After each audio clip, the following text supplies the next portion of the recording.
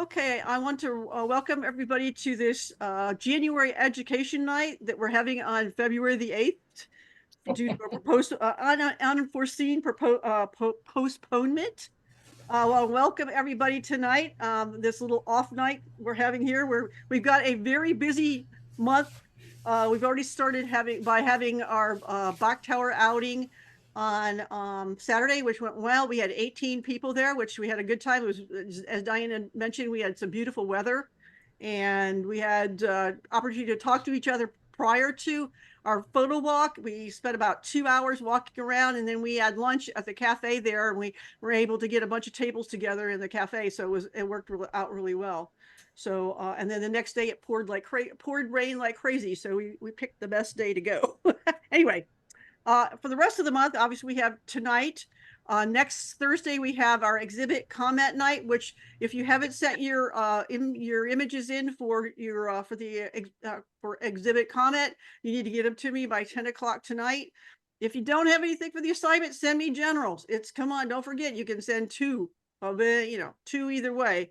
So send them on to me.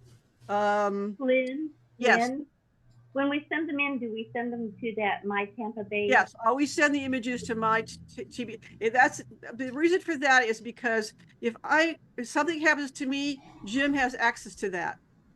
If you send them to me, then nobody has access to that website, that email other than me. So send them to my TBCC at gmail.com always. And then the following Thursday, we have our February education night, and that's going to be a special presentation with Joshua Cripps, who we had last year. He's going to be talking about photo pills, which is an app, a phone app that you can use to find where the sun is rising, where the moon is rising, where the sun is setting, where the Milky Way is coming up. And right after that, there's a full moon. So he's going to be talking about how to make really great moon pictures using with the help of photo pills and I think one other app. So he was a great speaker. We had him last year. He did a great job. He would do another great job for us. And he's actually the keynote speaker out of Chicago this weekend. So he's we got no slouchy guy coming in to talk to us anyway. Hey, Lynn, Yes. is that going to be recorded? I've got a family reunion in Nashville. Do you know if it's going to be recorded? He allowed us to record it last time, so I assume he will too. We just have to, I'll have to send out a private link. Okay. So something we can share on the website. So, all right, thanks. Yeah. In terms of assignments coming up, next week is geometric shapes found in nature. In March is creative lens flare, which is what Jim is going to be getting us ready for tonight. April is action sports, and May is shadows, and June is going to be dancers. Education nights coming up. In March, we're going to have, we've talked about Joshua for this month. In March, we're going to have Kevin Sabitis. He is going to be talking to us about action sports photography. He is an NFL photographer, and he's, so you should get some great, and he not only shoots for the NFL, he's shot for the NBA. He does some other sports as well. So he's actually a local photographer for Tampa, and he's going to be, he actually volunteered to do this. Well, not volunteered, but offered his services. So April is still open. I'm working with 4 different photographers this weekend out of Chicago. So I'm hoping I can post one of those people in or somebody else on the program. They get 50 photographers on there this weekend. So I should be able to find somebody to bring in April. May, Jim is going to be talking about creating a short video because later in the year we have a short video as our assignment. In June, Ellen Shapiro, who did the food photography for us last year, is going to come back and do street photography, and he is an extremely good street photographer. And then in July, if you guys remember, our very first special presentation was done by Jackie Kramer back in 2020. Jackie's going to come back and do a creative bokeh, and she is probably one of the best people I've ever seen with creative bokeh. And she has all kinds of really cool techniques to get really cool bokeh behind your stuff. So she's going to be doing that, and that is an assignment in August. So that will be give you I think it's August or September. Anyway, I'll give you some time to be able to use her techniques for that. The other announcement that I need to make is a remind you of is photo camp, which is on March the 1st through the 3rd. All the details are on the website. If you have not signed up yet and you tend to either come just for Saturday, or especially if you're camping, but either way, we need to know as soon as possible, because we need to make sure we have logistics set up, because we're buying food for everybody for lunch on Saturday, and we need to know how much food to buy. And we also need to know how to set up the camp, because we only have the 5 campsites, but we can put 2 tents on each campsite. So we just need to figure out, do the logistics and have plenty of time to do that. Also, if you're camping, or actually, yeah, anybody who's signed up will get the code to the gate to the campgrounds Friday afternoon. So we have to know who's coming, so we can send you that information via email. I think that's everything. Anything else? Jim, do you have anything to add to that? I'll let you know that I do plan on being at photo camp, so I will be there. And next week I will judge in advance, but I'm going to be out of town Thursday night, so I'll give you my scores and commentary in advance for that, but I won't be able to be online because I'll be out of town that night. Okay.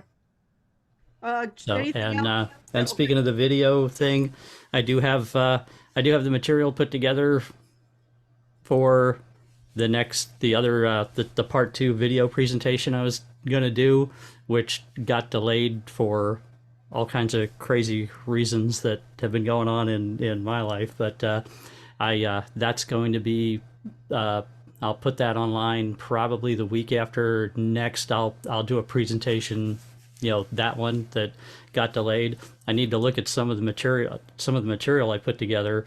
I had been waiting to get out and get some material, and then when I actually went out and got material, I haven't looked at it yet. It might be very interesting. I went out right after getting back from the hospital, and I shouldn't have even been out and doing anything. And I filmed a bunch of stuff while taking 7 different medications right out of the hospital. So I have not looked at the footage yet to see if I need to redo any of it. I think one of our camera assignments can be psychedelic photography. Uh-huh. Now you're gonna find you need to put a card in. Oh God. So, but that's the story there. Okay. Anybody else have any comments or questions? Is the part 1 on the video is part 1 of the video on the website? Because has it been put up there? I wasn't. That is a good question as to whether I've posted that or not. Because I wasn't present. I will send out the link, Jim. I think I did put it out, but I'll put out another link to it. Yeah. I could be mistaken, but I think I put it out there. Yeah, you sent the link. It's not on the website, Diana. He just sent out the link to everybody that attended. Okay, I was out of the country, so. Okay. I'll send out another link. Okay, thanks. And Jim. and even afterwards, I put some updated information in the notes and cheat sheet that go along with it. Thanks. So. All right. Anything else? All right, Jim, it's all yours. And one other thing, don't forget, board members, we have a board meeting after the meeting tonight. So. Oh, okay, thanks. Yep. Okay. Yeah, we're going to talk about creative lens flare, and got a whole bunch of tips and techniques for that, because there's a couple different kinds of lens flare that can be produced, and I'll start out with a couple basic tips. I'll actually tell you right now what I've been finding and seeing lately as I keep buying more new equipment and more lenses and stuff. The newer the lenses get, the better they get at preventing lens flare. Uh-oh. The newer lenses are actually becoming harder to do this technique with, simply because it's technically considered undesirable unless you're really intentionally trying to do it.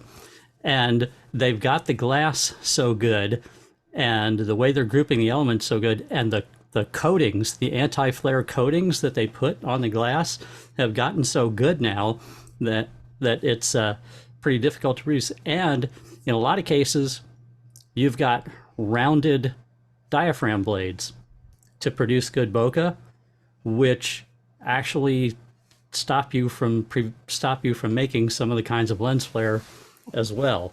It does allow you one type of lens flare, but you also need a lens that does it. So tip number one, if you're still holding on to your old DSLR equipment and your old lenses, Keep it. those are the easiest ones to work with.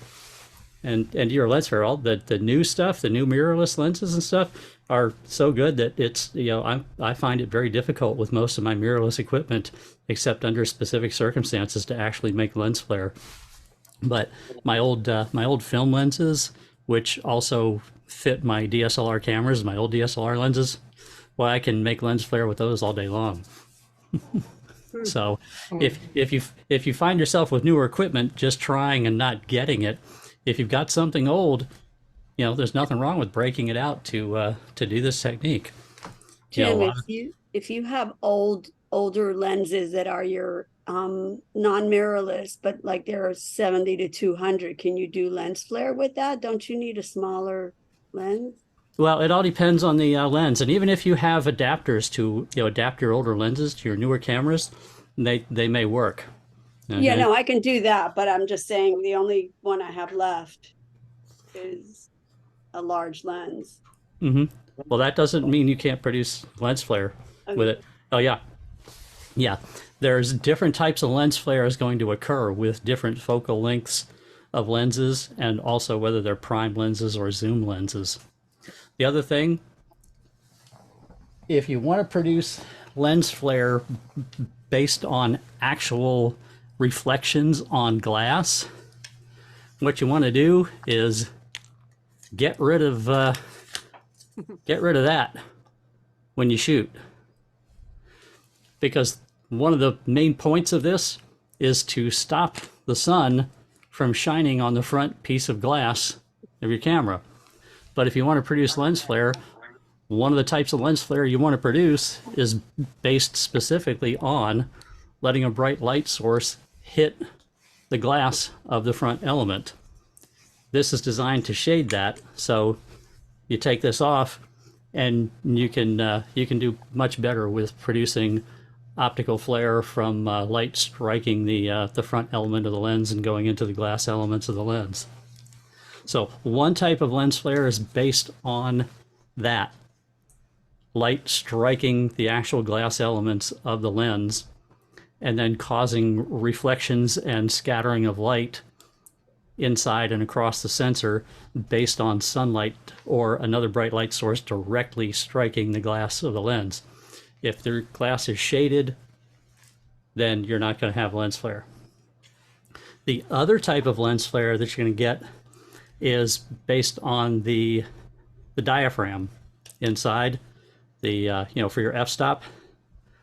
Those blades in there will produce the sun star effect, where you get the bright points of light. That's based on and occurs typically when you get a smaller aperture, so you have a smaller hole, and you start to create sharp corners where the diaphragm blades come together. So you've seen all these pictures, the diagrams of what your aperture looks like and the blades, and they open up and contract, and they'll make hexagons or octagons or whatever. It's the points of that shape that produce the lens flare and the star, because the light will refract around those sharp corners. Now, if you have a diaphragm that has rounded blades to give you good bokeh, you don't have sharp corners for the light to refract around and give you the star points. So typically, even if you have a lens with rounded blades, you can still get sharp corners by stopping it down. If you want to go, you want to go to your really high numbers to get a small opening and sharp points with lenses like that. You'll want to go to f16, f22, f29, f36, depending on what lens you have. You get up to those high numbers, and you can produce some sharp points. Now this goes back to older lenses. If you go back to a lot of older DSLR and film lenses, they did not have rounded blades. Therefore, at any aperture except wide open, you pretty much had corners to work with, because they would stay a hexagon or an octagon or a pentagon or whatever, depending how many blades they had. At pretty much any opening, you'd get some corners in them. And so that helps with that. And you can get the combination, which is the aperture star and flare on the lens from the glass, and you get the two combined. And then there's one other thing that can happen in there depending on your sensor. A lot of early model mirrorless sensors also, when the light scattered across them, would create a rainbow effect when light would scatter across them from flare. And so you would get rainbow colorations in it as well. They also have improved the sensor coatings over the generations to where the newer ones don't do that. So I actually have to go back to older cameras if I want to get that bright, colorful rainbow effect. And I'm gonna actually open up my Lightroom and start showing you some examples so we can talk about them and how it happens and how to create it. I'm going to share my screen.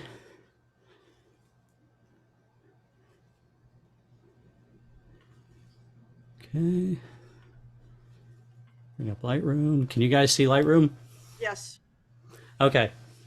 Now, another tip for getting the starburst effect, that aperture star, it also helps in that case to have a wide angle lens. The wider the lens, the easier that becomes. Now, that doesn't mean you can't do it with a longer lens or a telephoto lens, but it does become easier to do, and it does fit within a landscape composition better.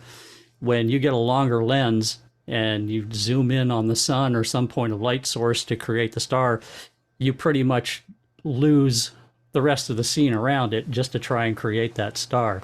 I actually went out the day before yesterday because it's been the first sunny day in forever, and I actually grabbed out an old DSLR 10-17 fisheye and went out in my yard because I've been waiting for a sunny day to show this. So tell me how many aperture blades this lens has. 6. Exactly.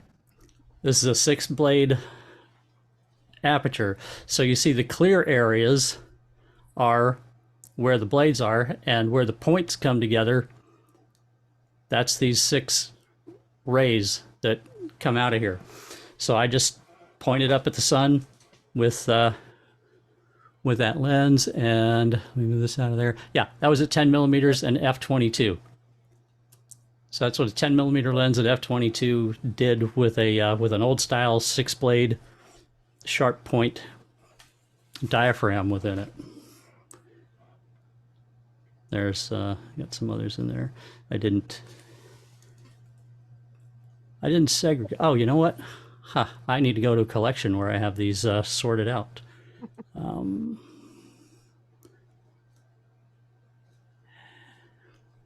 Hang on. I'm in a folder, not a collection.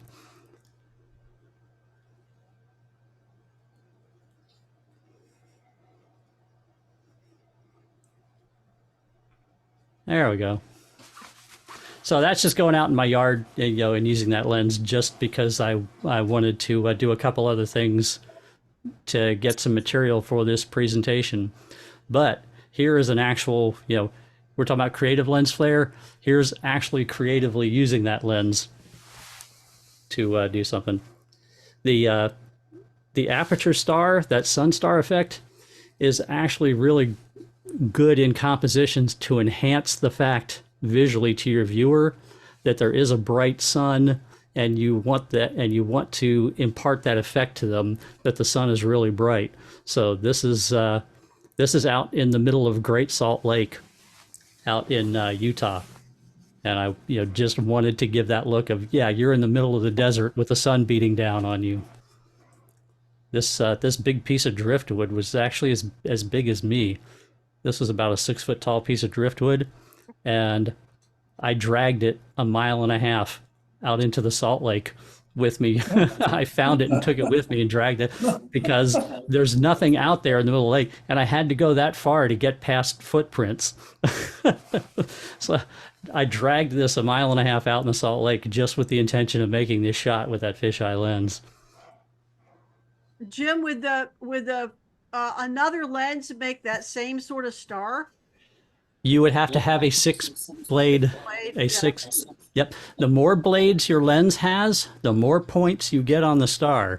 So when you're looking at your specifications for your lens, and it says, 12 blades, 16 blades, that's when you really start getting crazy with the amount of points. Is the fisheye affecting how that is formed? I mean, it doesn't look like it's, I guess you had it at a pretty high f-stop.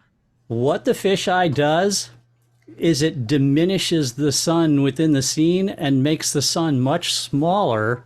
Okay. Whereas a longer lens would magnify the sun and make it take up more of the sky, in the scene. In this case, I wanted the vastness of that sky to impart, how lonely it is out in the middle of nowhere out there, and diminishing the sun with the fisheye lens, and also, creatively curving the horizon and everything with the fisheye, was multiple effects I was going for. But like I say, you switch it up and you go to a longer lens that has more blades in the diaphragm, and you get something like this. Now you see how much more space is taken up in this, with that. I've gone here from a 10 millimeter to a 15 millimeter lens.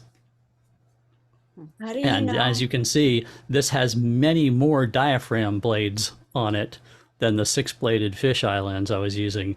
Every little pie wedge of blue sky that you see is an aperture blade, effectively. So you can pretty much count, how many blades are in there by looking at something like this. How do you know what, I mean, I don't know anything about my lenses other than, Look at the specs.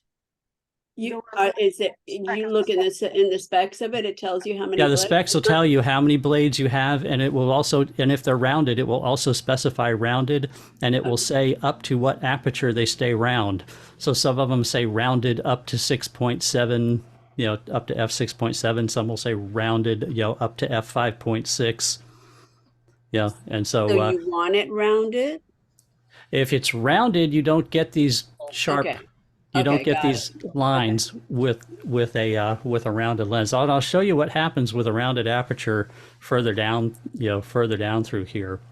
Yeah, most people are shooting for bokeh, Diana, so they want rounded edges more or less. So. Yeah. Okay. Yeah, the rounded, like you say, the rounded diaphragm blades help you create nice, soft, creamy bokeh. Got it. But the flat edged blades that aren't curved help you create these stars. Can't have Okay, everything. thanks. I've only gotten that a few times, but purely accidental. Mm-hmm. And this is one thing I tell all my students, everybody, all the time. Anytime you get a new lens, test it at every focal length, test it looking away from the sun, but most specifically also test it at varying focal lengths and varying f-stops pointed into the sun, and let the sun hit and learn what the flare pattern is. Back when I shot film before there was digital, I had 5 different 50 millimeter prime lenses, and they varied. They were f1.4, f1.7, f2.4. They were varying ones that I had acquired that fit my camera, that were different vintages And the only reason I would use the different ones is because each one had a different flare pattern. They were all great at producing flare, but they produced different colors and different shapes of flare. So I had a whole collection of 50 millimeter prime lenses that I would just pick based on the flare back when I shot film. Jim, clearly, you can point your lens directly at the sun, and obviously you're getting some great images, but does the direct sunlight magnified through the lens harm or damage the sensor? Whenever I do something like this and point a lens at the sun, I do it quickly and take it away. Now, one nice thing about mirrorless cameras is you're not actually focusing that light on your eye, which is what actually does happen when you're using a DSLR. You actually really have the sunlight coming off the mirror and through the pentaprism and through the eyepiece. You really are focusing sunlight into your eyeball, which, so if you're breaking out the old DSLR, that's a good point. When you do this, you want to, if you can switch and compose on your screen, on your LCD screen, yes, but if you're doing it with your eye, just do it quickly and close your eye, take your eye away from it. You don't want to burn your retina either. And and like I say, you don't want to keep it there long enough to burn your sensor, or even with a DSLR, you can burn through a shutter blade. So Jim, to ask a question, and you may be covering this, so shut me up. I would assume that you can't focus on the sun, so you'd be focusing on, say, the mountains or the fence in here. Exactly. You focus on your scene. It's nothing to do with focusing on the sun. You focus on your scene. And then just point it up? And then you just have to have the sun In your picture. into your lens. You have to have the sun in the scene and shining into your lens. Just like this, the sun is in the scene, shining into the lens, 15 millimeter, and this is f11, but it's the same 15 millimeter that was shot, there. You can see it's the same pattern. It's the same lens. I remember one time when I was at your studio, you mentioned that there was one particular lens that you love, which was not anything that fit my camera. It was like either a Sony or I don't know. Oh yeah, there's a very special one, and you'll see some photos from it here soon. Yes, that's a. But that doesn't fit on Canons. It's a very specific Pentax lens that is like, it's famous among landscape photographers for the star that it produces, and that's the reason I own that lens and still break that lens out with the DSLR. Sometimes you'll see what that one does. That one, you'll see the difference in the pattern that it makes. But that's meant for it's not a branded camera I have. But you could probably get an adapter for the lens if you were interested in using that lens. So, yeah. Are you going to share the name of it? Yeah, I'll get to it. Okay, thanks. Yep. But these are all, more examples of, like I say, using, highlighting, deliberately highlighting the sun. Especially, I especially like to do it in the desert and desert areas. Putting the sun in there, enhances the idea that you're out in the desert, and whatnot. So I deliberately will include the sun lots of times when I'm out in desert environments and create the star with it. These are all, when I say 15 millimeter f22, that's the same lens, but at f11, you can see at f11 it still does it. But there's the same lens again, 15 millimeter f22. Doesn't have to be the sun, it can be the moon. This is a completely different lens. This is a 14 millimeter prime, and that's the moon. But you see, even with the 14 millimeter, that 14 millimeter does not have rounded blades on it. I'm at f2.8 for this shot. There's a 10-second shot at f2.8, but even at f2.8, the blades still have enough corners in them to refract some light, but also because it's at f2.8 and the the light from the moon is striking right onto the lens. This is that double effect I was talking about. You've got this big blob here. That's an f2.8 flare from reflections on the glass elements themselves, combined with the star points from the aperture blades. So this is both types of lens flare combined. This big blob that you see, this like almost like a halo around the moon, that's from the light striking the lens and coming in at f2.8, and then there's still points even at f2.8 on that lens, which is wide open. There's still enough points to create some there's still enough, like I say, points within the diaphragm to create these rays of light. Again, you can do it in different creative ways. In this case, I felt like the rays of the sun enhanced and followed the shadows of the people, and kind of enhanced that idea of the long shadows that were happening on this. And this is a particular lens that I use lots of 23 millimeter prime, and you can see here even at f this was shot at f4, but even at f4, I've got a big blob of the sun, but I still have those rays of light coming off of it. This is that 23 millimeter lens again at f4, but even at f4 gives me a big soft blob of the sun, but also includes some rays coming off of it that gives a nice effect. And the whole idea is, like I say, you've got to include the sun in the picture, or just out of the image. Even just out of your framing, the light can still strike your lens and flare. Now there's another way to produce these rays, and it's not necessarily using the lens itself.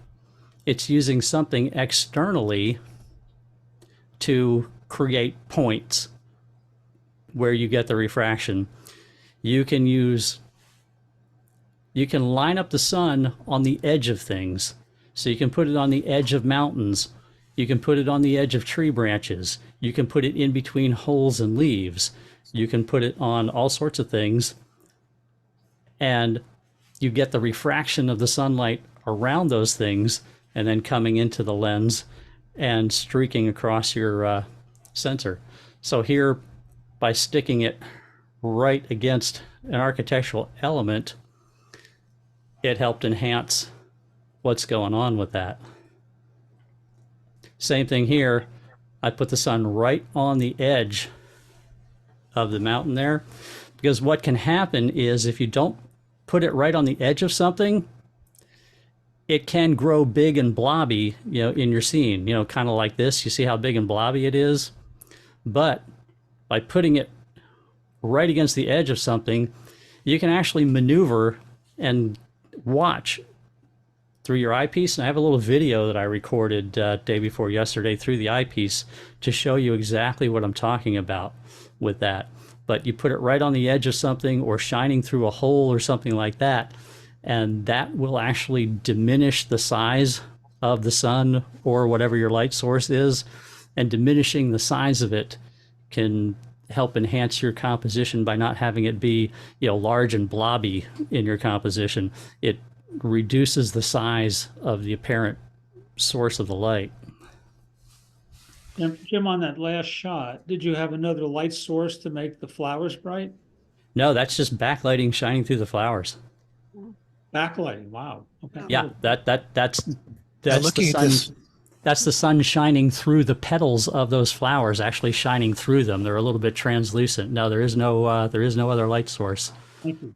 Beautiful shot. Mhm. Yeah. now I notice there are 14 points here on this flare. I think that may mean this actually has 7 blades, because they double if they're odd. Okay. Good point. Mm-hmm. Yeah. Say that again? In fact, as I remember when I took this shot, Victoria was standing about 20 feet to my left. I can verify there's no other light. Victoria was there when I shot this. So, and here again, just getting it in a hole between the trees helps with diminishing the apparent size, of the sun by obscuring it, and then letting just a little part of the sun shine between trees. Did that here. Again, Same thing here. And this is that 15 millimeter lens that Diana was referring to. It's a Pentax lens. It's a 15 millimeter prime. Pentax makes a series of lens they call the limited series, which is their highest, most premium lenses. It's like an L lens in the Canon world or whatever. This is the Pentax 15 millimeter limited prime, and it's famous for how clean the rays are in the star points that it Those are produces. nice. Yeah. So here again, I'm using a hole in the trees to reduce the size of the sun, and also to create just a slit of light that was coming across the flowers and everything, just by letting the sun shine right through a gap in between the tree branches. So here again, same thing, actually placing it in the trees to reduce the amount of light coming through from the sun and reduce the apparent size of the sun. Same thing here. This is a cave in Utah called the Goblin's Lair. It didn't change. I'm getting to it. Oh, okay. There it is. In the top of the I just cave. looked up that. That's with that lens that you talked about. Yep, that's it. That's that 15 millimeter limited lens. Yeah, that's a nice display. I just looked that up on the internet, and that lens has 7 blades. Okay, there you go. You're right. Gary, did you get a price? It's not that expensive. If it's a prime lens, Used is $517. And see, years ago, that's about what I paid new for mine. I think I paid $5.99 new for mine way back when in the day. how much you selling it for now? So, yeah, this particular cave, there's a hole in the top that's just big enough for people to rappel through, and so climbers actually go up on top of this and rappel into it. But when I was out there, I did not have rappelling gear. You can actually get to one end of the cave, and you have to climb over all these gigantic boulders that are the size of small cars to get in there. And I knew, because of photo pills, I suspected that I could get in there in time, and I just made it with like 3 minutes to spare to a place in the back of the cave where I could be there as the sun passed over the hole in the top of the cave to be able to get this shot. But I actually used photo pills to figure out that I could probably make this shot, and it worked. I bought photo pills, and I need photo pills for dummies. Well, that's what Joshua's going to help us with in 2 weeks. Mm-hmm. Now this one's a little interesting. This is the moon. This is moonrise in the Salt Flats in Death Valley, and you see it's f/6.7, and so you see how big the blob of the moon is coming over the mountains. You see the big white blob, but because I caught it also coming right through the gap there and lined it up, the actual gap in the mountains is producing some refraction and causing a pinpoint of light that is coming into the lens and creating those stars. So it's kind of a double effect going on here. So whenever the sun or the moon is low, I'll always look to see if I can creatively do something where I can put it on the edge, on the edge of a mountain, like this, or like this, or, in the trees, like these. Because that can actually really enhance what you're doing. Again, I just did this on our board of directors retreat at the island recently. Same thing. I found a little tiny gap between the pilings and lined myself up to where I could just see the sun through that little sliver of a gap in the pilings to do this. And by the way, Jack, this is the 8mm lens you were asking about. This is that 8mm prime at shot at f11. This is the lens you were asking me about in email today. So there's an example of it. Jim, I don't want to get ahead of you, but are you going to talk a little bit about the exposure challenges when you have such bright sources of light coming into the frame along with the dark shadows it creates? Well, when I do something like this, your light source, your sun or whatever, is going to be overexposed. It's a pure white hole. Okay? It is. You're going to expose your scene to look like your scene, but with respect to what you just said, that also is another reason why it really helps to obscure, the sun or the moon or whatever as much as possible by an object and just leave a little sliver of it, come through, as opposed to the whole sun blasting right into the lens. We've all done sunrise and sunset photos with the sun rising or the sun setting in it, and exposed for the scenery. There's no real trick to it. You're going to expose for your composition, and you're going to let the sun or your light source fall where it falls. Now you can also do HDR. That's another thing you can do. There's no reason why you can't do HDR for something like this if you want to as well, and combine your stuff. These are all single shots. So you're that talking I'm about showing. bracketing, Jim? Yeah, bracketing, HDR. Yep. Bracket. You can bracket in composite, or bracket for HDR. Jim, it looks like you're very close to the bottom, to the sand. How far off the sand were you? The camera was probably about between 24 and 30 inches up. Oh, that far. Okay, He was shooting pretty low from there. Yeah. It's the perspective of that 8mm prime yeah. lens. Yeah, it was the camera was just over knee high. Okay, yeah. Yep. Well, it was between my knees and my waist. Yeah. That lens makes it almost look like you're down way below at ankle level. Yeah, no, it was above knee level actually. Yeah.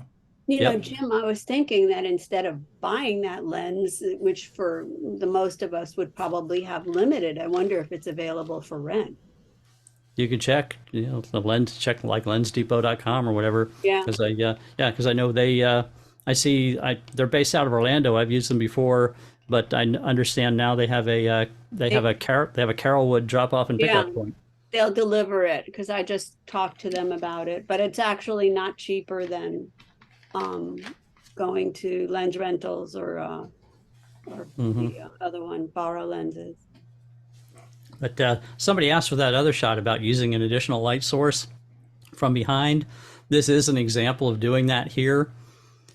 I obscured the sun with the point of this Christmas cactus, but then also used fill flash from behind. But here again, it was the point of the cactus flower obscuring the sun and making it much smaller, just having a little bit of the sun poke around the point of that and using it to obscure it. This is kind of like the plant version of E.T.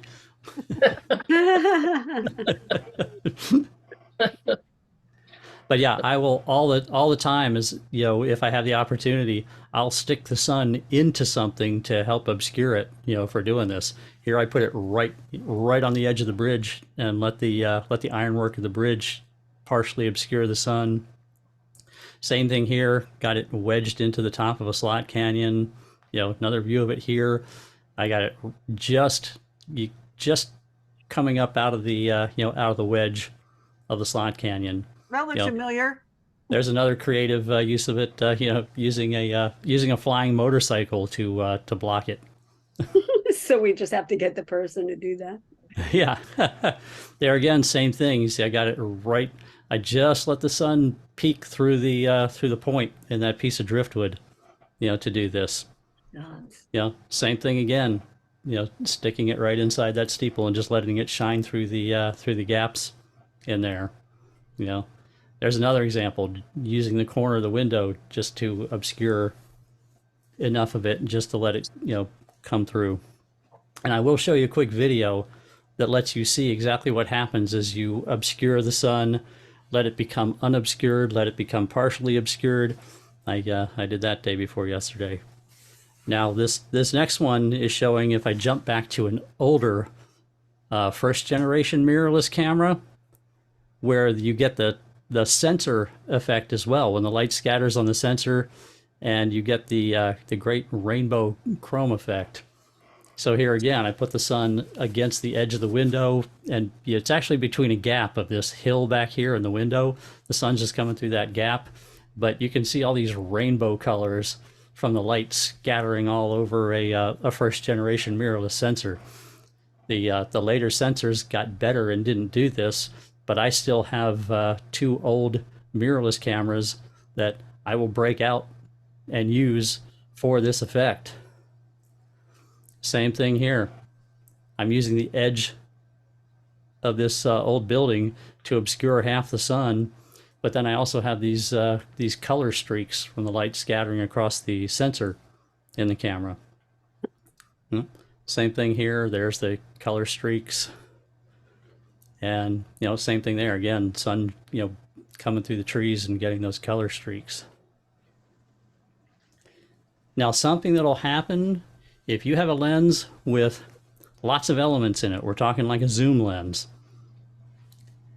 If you get the sun to hit on, and typically an older one like a DSLR lens, I went out day before yesterday and grabbed my my old 16 to 50 DS.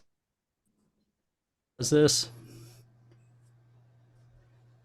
And you can actually see, you get these lines of all these things happening, and what these are in these older lenses.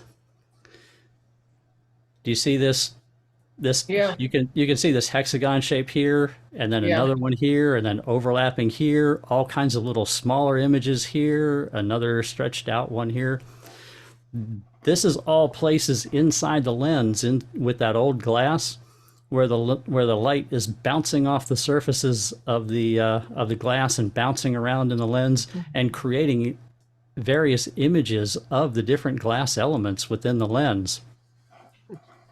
And they can create a leading line, as you see here. And if you're going for the leading line effect with a lens like this, here's something to remember that will always happen.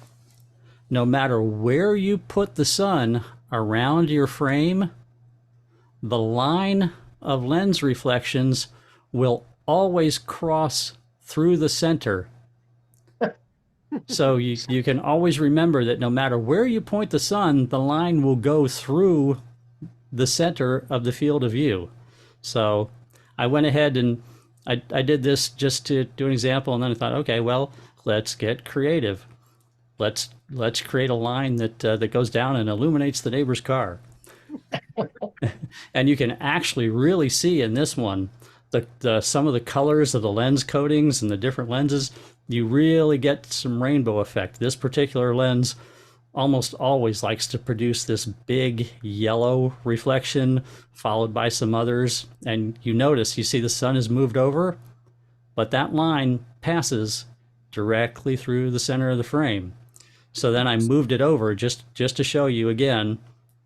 I moved it off to the side, but you see the line still crosses the center of the center of the plane.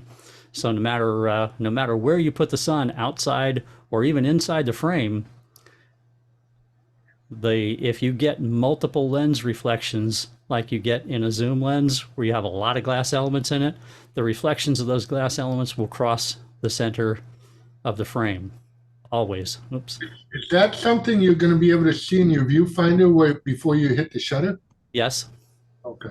Yep. That's how in this case I was able to easily line it up to have this piece of flare down here encompass the neighbor's car and have a leading line, going to the neighbor's car, because I was actually able to see it in the viewfinder to do it. Now, Jim, is that because it's a zoom lens This is a zoom lens. This is a 16 to 50 zoom lens. And is that why it goes through the center like that all the time? No, it has nothing to do with it. No, it's just an optical effect. No matter what lens you use. Okay. If it's a lens that you get internal glass reflections, the line of internal glass reflections will always cross the center, no matter what lens you're using. Okay. But this was a 16 to 50 millimeter lens at 16 millimeters and also at f/16. Respectfully speaking, I mean, some of those other shots are the ones that I've worked so hard to avoid. You know, like the blob. Yeah, and that's the blobby whole point sun. of that's the And whole point so- of this exercise that we're going to have as an assignment is taking you out of that box and say, okay, now I'm going to creatively do something that I normally avoid. Great. Yeah, you That's did that with this assignment. And here I just went out in the corner and just to really see, I went to the opposite end. See, this was 16 millimeters. Now I zoomed into 50 millimeters just to show that at 50 it magnifies everything. So now, like you see this yellow reflection of the one particular lens and the green reflection here. Now that I'm zoomed in at 50, you can see there's those exact same lens elements being reflected again, but look at how much more they're magnified because I put the lens to 50 millimeters and it's magnifying everything it's seeing, which includes seeing its own internal reflections. And again, you see that line of stuff still passes through the center of the frame, but that's the same lens at 16 and 50 at both ends of the travel for the zoom lens. And here it is, here it is actually being used, for real on a real shoot, where I did that again using the people to kind of block the sun, and you can see the dead giveaway. It's this same lens. There's that telltale. But you notice the sun is much closer to the center and not way out on the frame. So now these lens reflections are much closer. They're not stretched across the frame, but it is still in a line.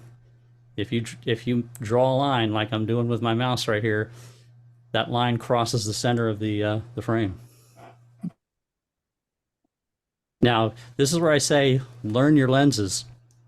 Go out and point all your lenses at the sun at different apertures and get the sun in the frame and just out of the frame.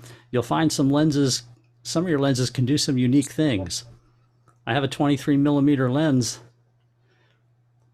that likes to make a line that looks like this, which can give you a creative leading line. That's a 23 millimeter prime at f11. Here's flare by keeping the source of the light just outside, but the light is still hitting the front glass of the lens. The sun is not included in the image, but the light from the sun is striking the front element of the lens and causing all these, you see all these little reflections of the glass elements inside, all these circles and stuff. Plus you have the rays that are being formed by the aperture blades. Hey, Jim, is any of that was shot through, the light is coming through a window, and any of That is correct. glass be affecting that? What's that? Is the glass in the window affecting any of that? The glass in the window is dirty and hazy, and so it's kind of diffusing the light before it's striking the lens, and that's why you see a lot of diffusion. Good point, Lynn. You see all this extra diffusion happening here? That's because it's shining through a grimy, dirty, filthy old window that hasn't been cleaned in forever, which is doing that. I have lots of those. Yeah. Now you open up the aperture, and you open up an aperture to where if you have an aperture that's round, you can get this going on. Again, you see I put the sun, on the edge of a distant hill to help block some of the sun, and it's causing some refraction rays where the sun is coming around the hill. But now look at these blobs over here. You see how nice and round they are? Yeah. Because I've hit the point on this particular lens that I'm using. This is at f6.4. This is a lens that has rounded aperture blades that stay rounded up to 6.7. So I'm still within the, I'm still just within the rounded, part. And now it almost looks like bokeh balls, but it's not. This is actual lens flare. And these colors come from the optical coatings that are on the lenses. This particular lens, by the way, someone was asking about a long lens. This is a 55 to 230.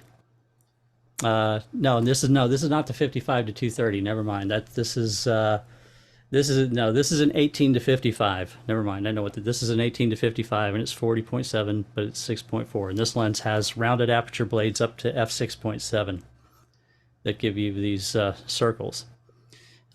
Here again, going, keeping the light outside, but still striking the glass.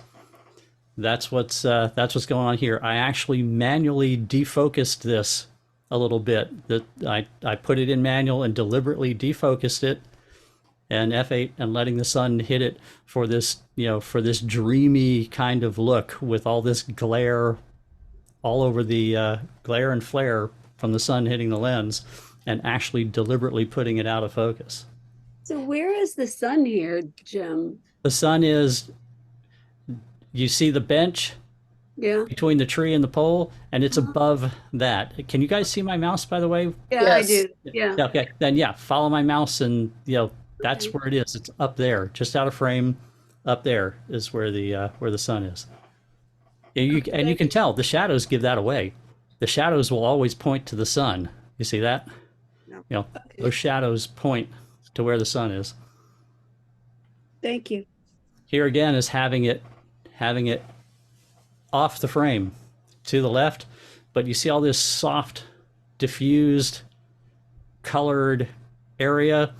This is the light striking the lens, and producing glare, on the front element of the lens.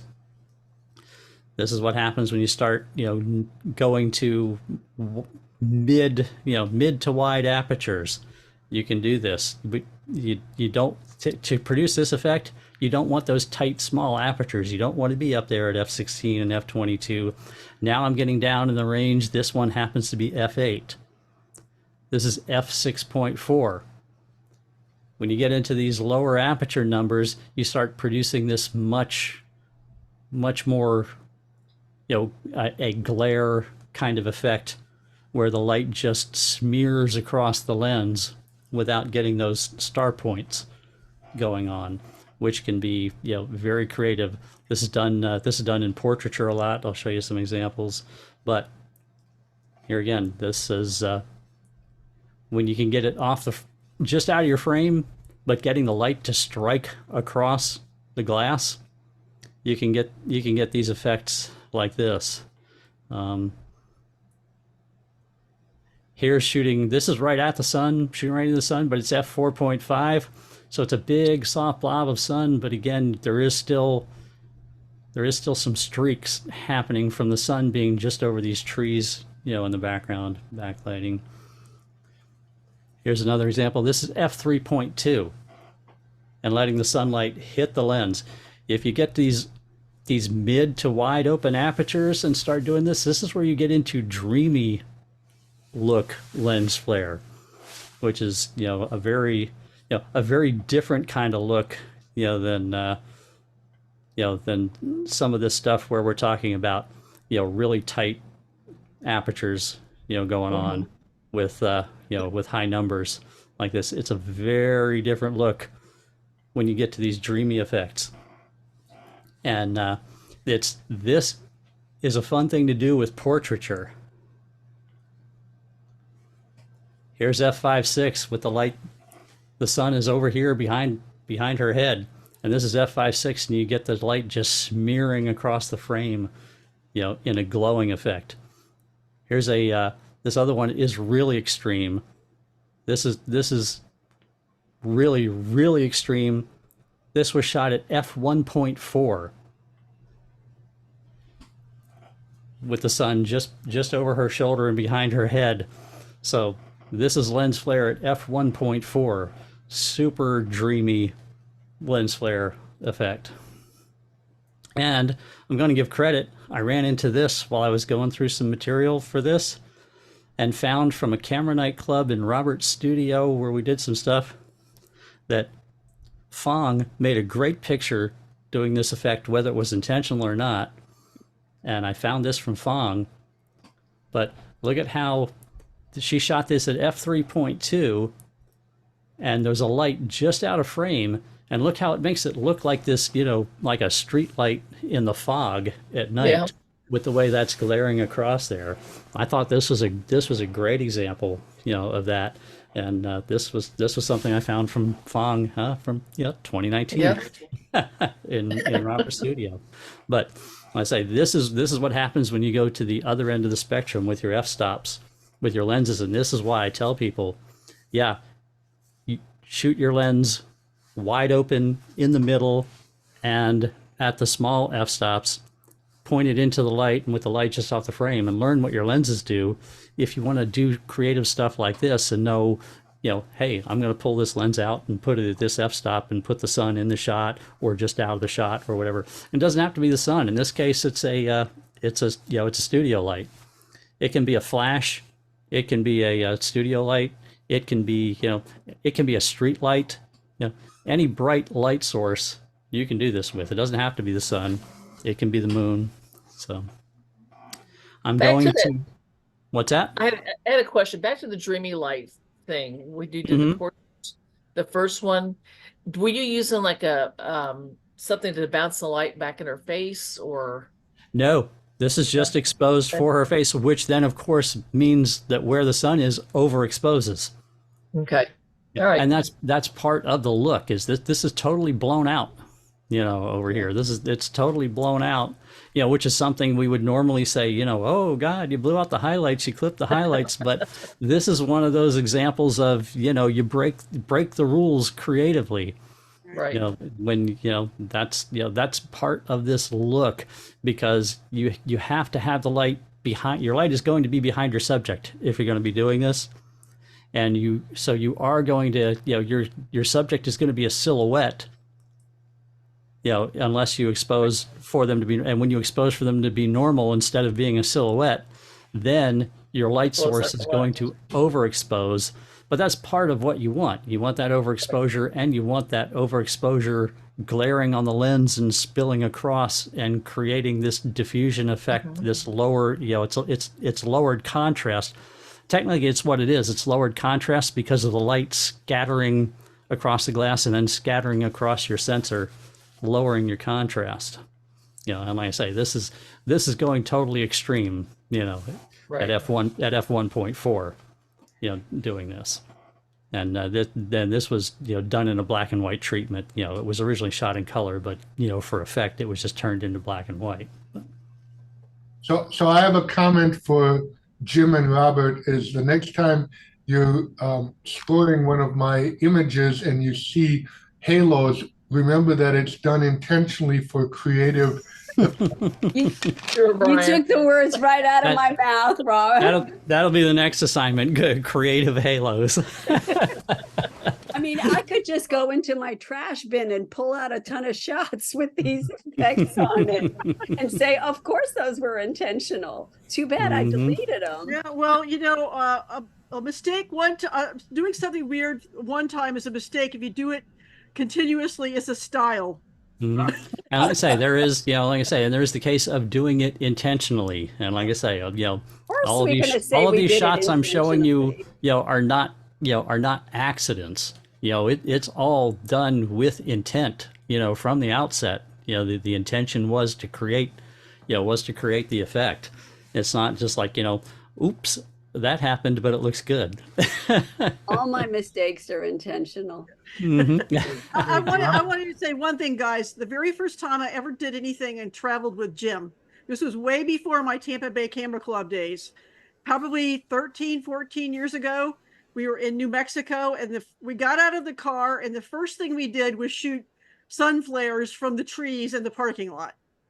And from that point on, every trip I take, that's one of the things I have to do. Is my homage, and Lee will agree with me, our homage to Jim on our trip, we have to make sun flares.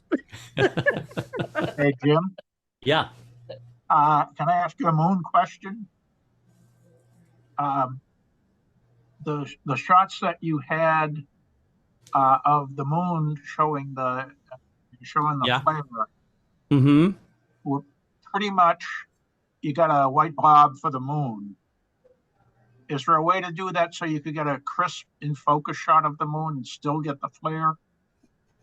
Double exposure. Yeah, it gets tricky though, because if you're going to get to a tight f-stop, say f16, f22 or something like that, and you're shooting with a wide lens, you're getting into a longer time for your Yeah. shutter speed, and the Yeah. moon is going to move, and the movement of the moon through your frame while that's happening is Yeah. actually going to kind of negate to a certain extent what you're going to try and do as well. Yeah. So there's kind of a trade-off that you have to play around with in there. But Maybe like a I say, composite. so. Now I'm going to go back to sharing screen so I can go to an advanced mode, and I'm just going to show you a little video clip. Like I said, I went out, in the yard day before yesterday, and you'll see I just have the sun in a tree in my front yard, and I'm just moving the camera around so that you can see the sun going in and out of the branches and the gaps in the leaves and this and that, and you can watch in video, through the eyepiece, what happens with the sun, how it will light up with big flares, small flares, and the different effects that it has simply as you move it around. So when you're doing this stuff, if you're putting the sun on the edge of something or poking through something, you will find that very, very minute movements of your camera for where you place that will make drastic differences in what the flare will look like. So I'm going to play that for you here.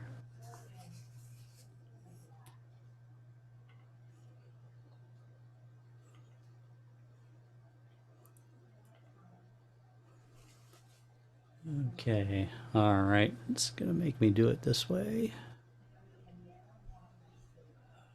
Working assets. Give me a second because I have to drill down to where this video is. Okay, here we go. Got it.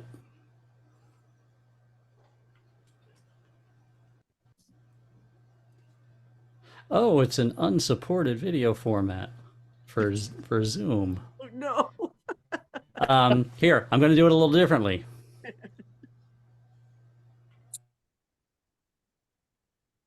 You better go over to Jim's house, but watch it over his shoulder. Can you see this? Do you see that? No, you stopped sharing. Oh, I did? Yeah. Oh, yeah, okay. Thanks, Lynn. How about now? Yeah. Now we can see Okay. it. All right. Yeah. Just watch what happens with the sun as I just move it around, against the tree trunks and the branches here.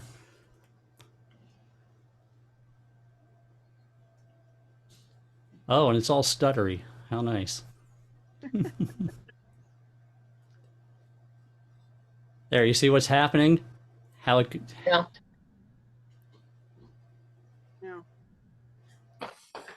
See how small and how big you can make it just by where you place it, how much it's obscured or not obscured while you're doing this.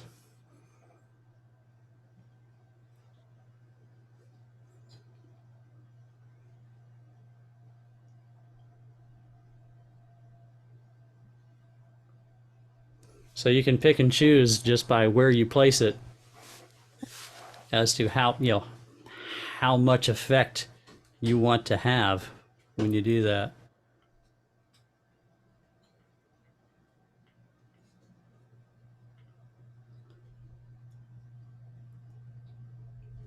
So the So blob. that's just a visual, to show you as what you can do with placing your light source against an object to have it obscured. That's what you were seeing in those other pictures where I was using mountains or hills or trees or a bridge or just whatever to create some obstruction and change the size of what it looked like.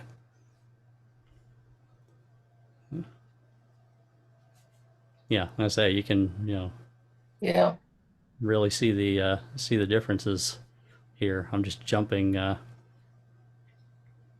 frames in the video. You see that? Yeah. Yeah.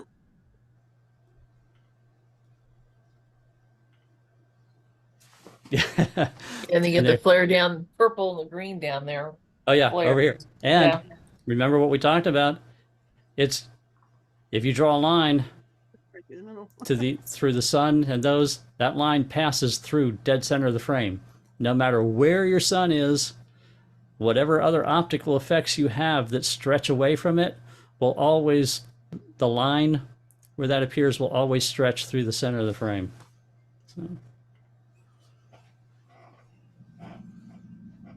So questions? So one thing that comes up when you're talking about the higher f-stops is refraction, and I don't really know what that is or how to, can you just? That is what it is. It's the light. You have a sharp edge and light is shining across it. It bends the light as it comes across the edge of something. And when you have a point like this, the point will cause the light to bend a lot as it goes past a point. You see that?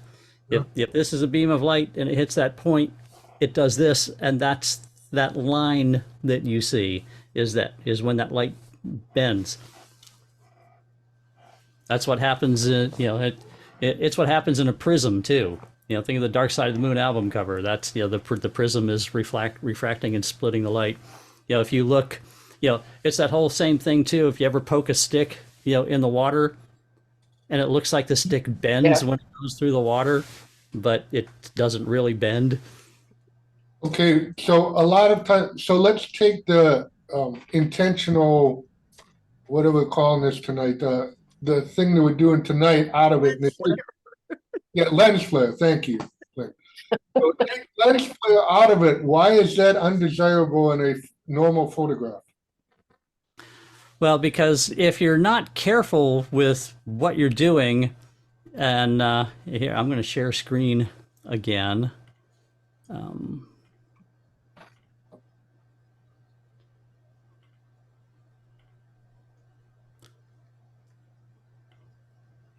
If you're not careful with what you're doing, this may not be what you intend, and it could be a lot worse, and it can ruin your shot. So what I'm looking at now is refraction.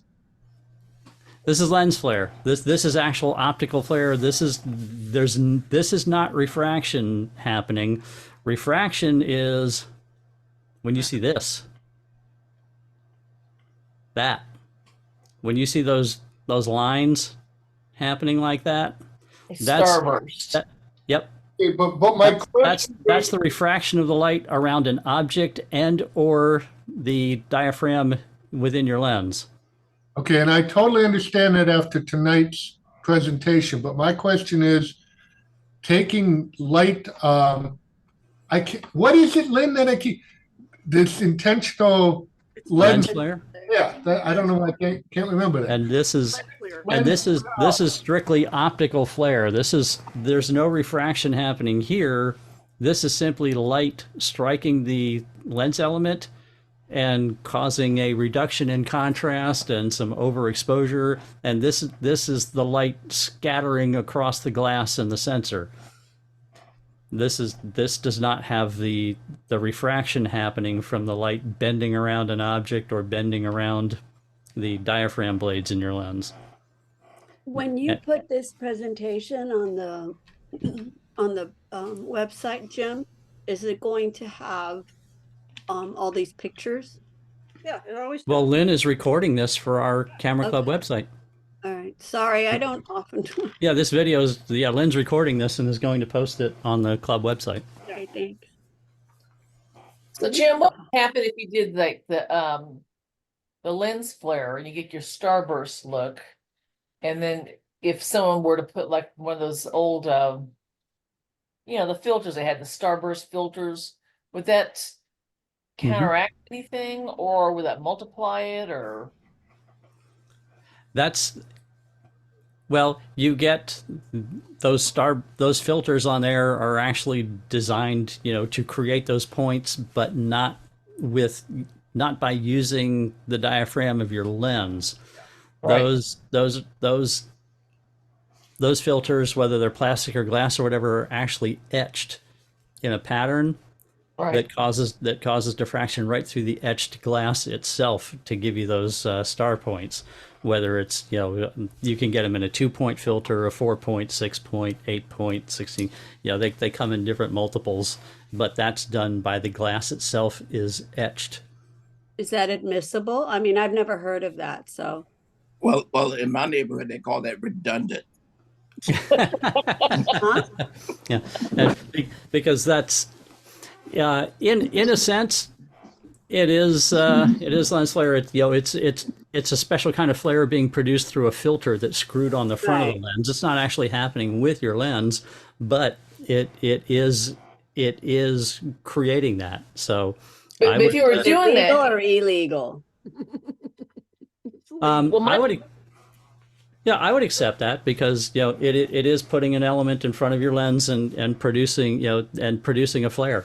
Yeah. I don't have any of those. I mean, I'm specific just ones. wondering if you're going to get knocked on points. no, I guess my question was more towards if you actually got your lens flare using your camera, but you had one of those filter things on it as well. Yeah. Would that affect how many points you had, or Yeah, because you're going to have, if you're able to make it happen, you're going to have two separate things creating two separate sets of points.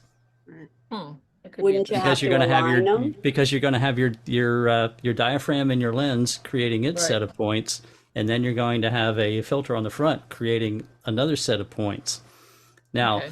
if you use a filter in front of your lens, one of the benefits of those is you can rotate it and you can make those points go in the direction that you want them to go by rotating the filter.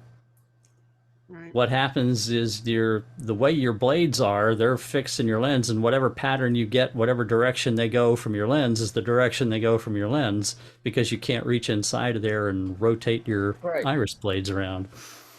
So it could be interesting. Hmm. I used to not. have I used to have a 17 millimeter. I used to have a 17 millimeter prime fisheye that had a defect in the blades.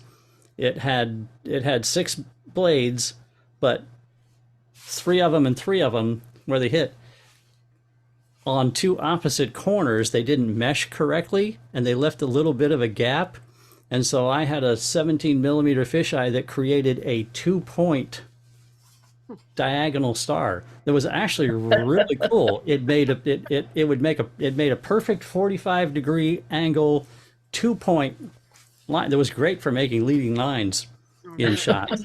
And that lens got stolen from me years ago. It was kind of sad because it was a fun lens for doing that. I wish I could have dug up some shots from that lens to show you that, but it created a 2-point star, and it was just basically because of a defect in the way the iris blades came together on opposite sides. Any questions, anybody? It's almost 8:30, 8:20. Come on, I know you got more questions. You've got to have more questions. Ask them now rather than before you send your assignment in every month. So don't forget, you can use the sun, the moon, but you can use other lights as well, like street lights or whatever. Mhm. Lights, any Yep. kind of lights. Okay. It's not, it's creative lens flare. It's not creative. It just sun has to flare. be. Yeah. It just has to be bright enough, for to produce the effect. Right. Yeah, it has to be bright enough with respect to with everything else in your composition for for that effect to happen. So if you went like to downtown Tampa to the Riverwalk and got involved with some of those lights there, I mean, I'm just thinking now, I guess my question is, a lot of the shots that you showed, the lens flare seems to be pointing to the subject. But if you shoot the lights, which I've done by accident many times and can't figure out how to fix it. Well, If you shoot the lights at, say, UT, then Mhm. you're going to get that starburst effect, but that's not pointing to your composition. It's part of your composition, maybe, but not. Yeah, it all depends on how you line things up. If you have a single light source that's producing long enough lines, I say always remember that it will generate.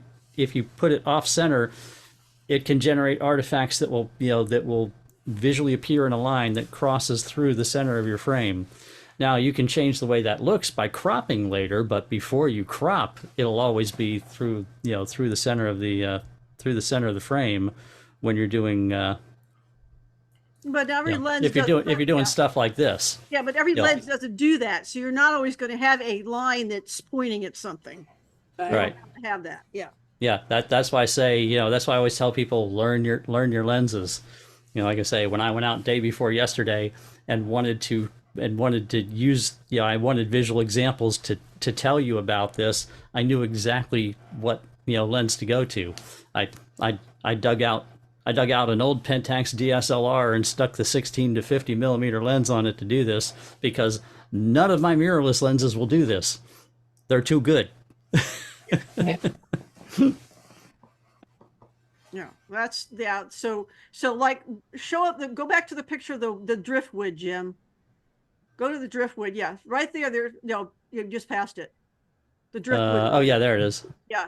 See, there's no line there's no line pointing anywhere. I know what you're saying. Yeah. So it's not, if you've got a lens that does that, yes, you can use it. But if you don't have a lens that does that, then that's not part of it. So now I did get creative at one point, and did this where I used just the actual light shining through the trees.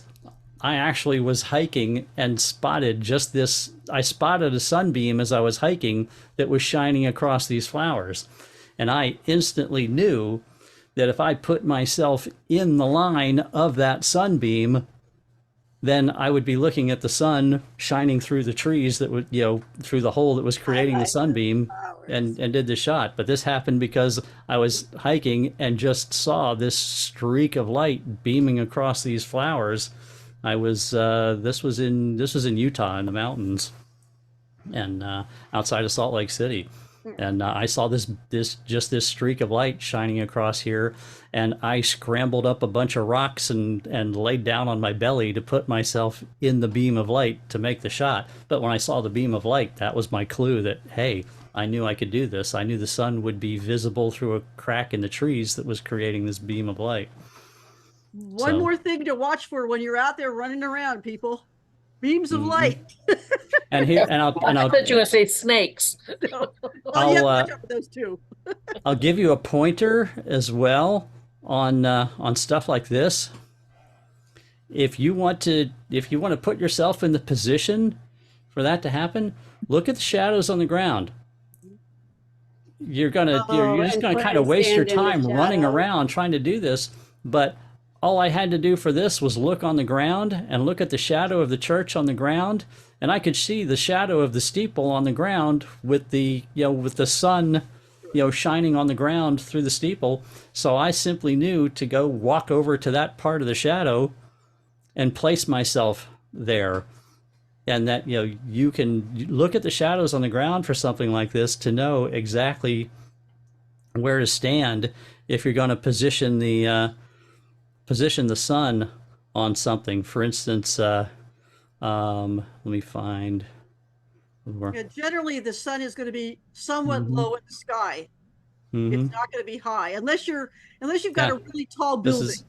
This is another one where looking where the light was shining, where there were shadows on the ground, but the light was shining, told me where to be to do that. Same thing here. You see these beams of light coming through here on the water. Each of these beams of light says, well, that's where the sun is shining through a crack in the pilings. So all I had to do, you can know that you could set your camera up in a line with any of these beams of light, and you're going to be looking at the sun through a crack. I could be on any of these. So Jim, if I looked at that, if I was trying to get that picture, I would see that star, because when I've accidentally shot it, I haven't even noticed that it was there until after I got home. So would I see that star bright, or what? I mean, whatever you. Yeah. Yeah. You would. Yeah. Now it depends on your camera. Not necessarily. You won't necessarily see it ahead of time in your viewfinder, because a lot of cases your iris is wide open for you to compose, and it doesn't close down until you push the shutter. So in those instances where you have an iris that stays open until you press the shutter button and then it closes down, you will not see this. You won't see it until after you take the picture. And replay. But if you have a lens that the iris goes to its position and stays in that position, while you're shooting, then yes, you will see this. So that's going to be camera lens dependent on whether you see it or not.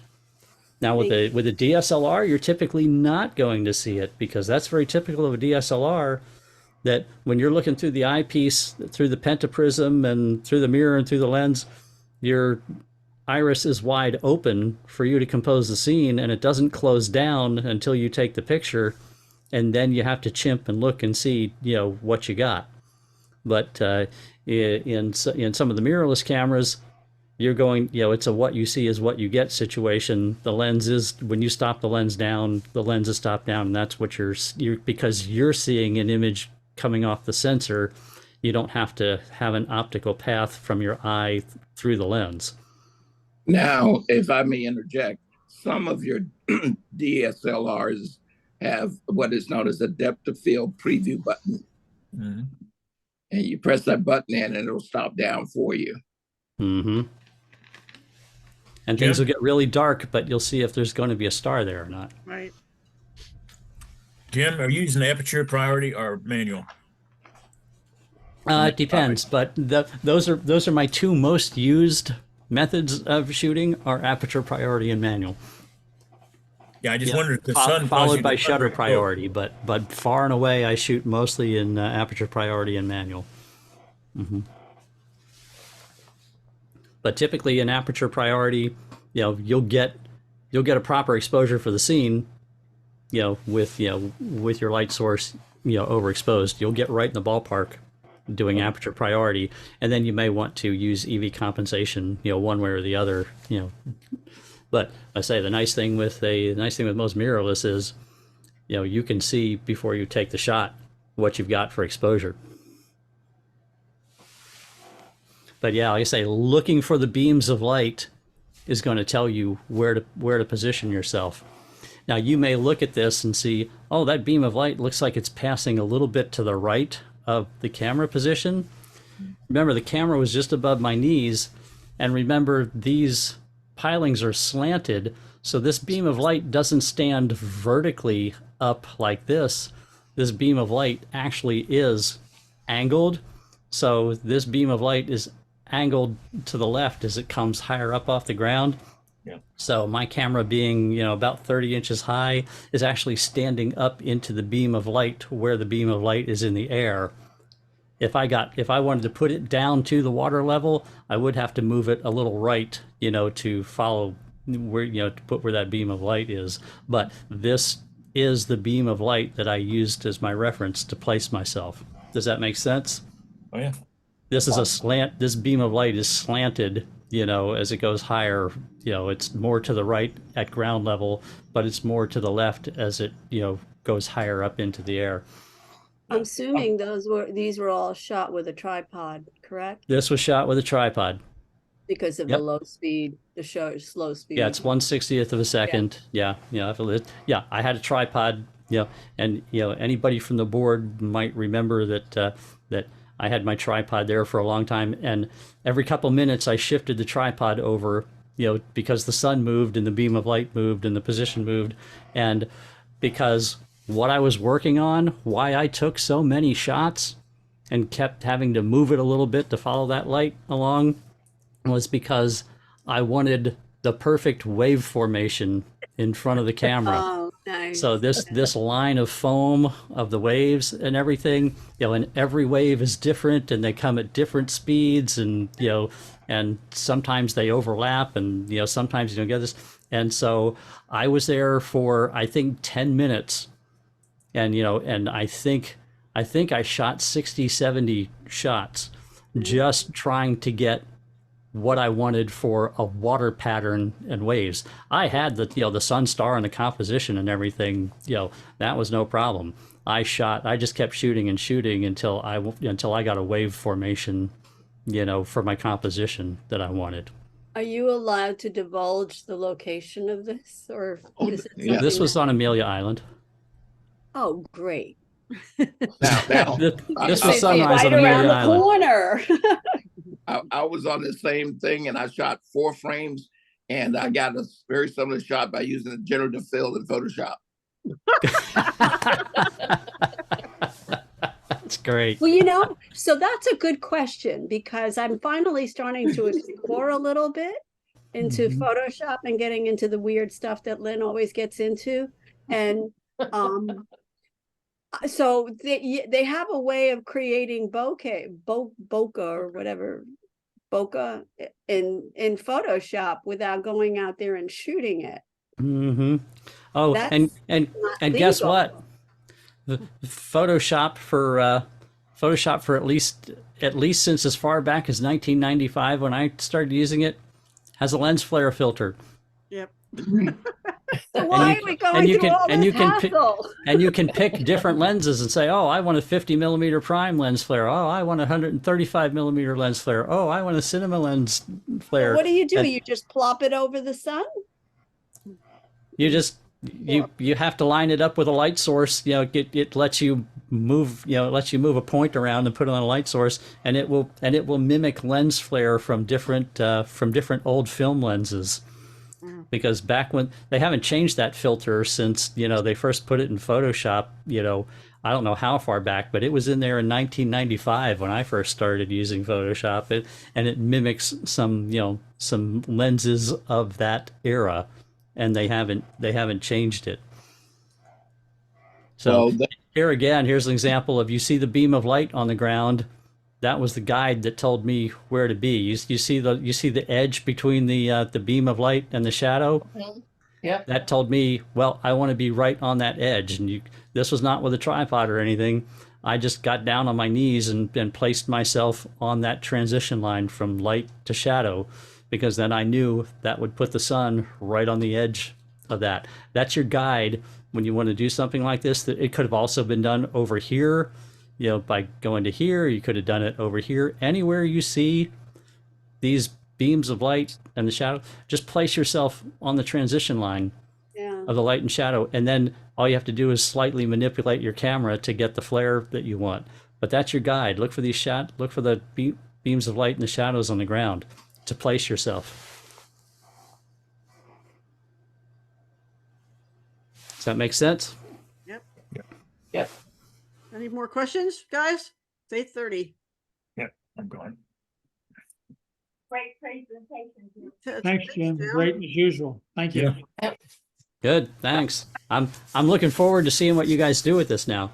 Some more creative stuff for you guys to try. We're trying to, get you out of your routine rut of shooting just everything in focus and everything perfect. Now we want you to go a little outside your comfort zone. So go for it. This is the crazy thing. Go ahead, Sue. I have till 10 o'clock Eastern time. Your sound is really bad. We can't hear you. She's asking if we have till 10 o'clock tonight to submit our photos. Yes. Oh, is that what she asked? Okay. I think so. Yeah, until 10. Yep. Till 10. Okay, thank you. All right, guys. Anything else? Any other questions? All right. Yeah. Thank you for coming tonight. I'm going to stop the recording, and the board, Thanks, Jim. please stick with us.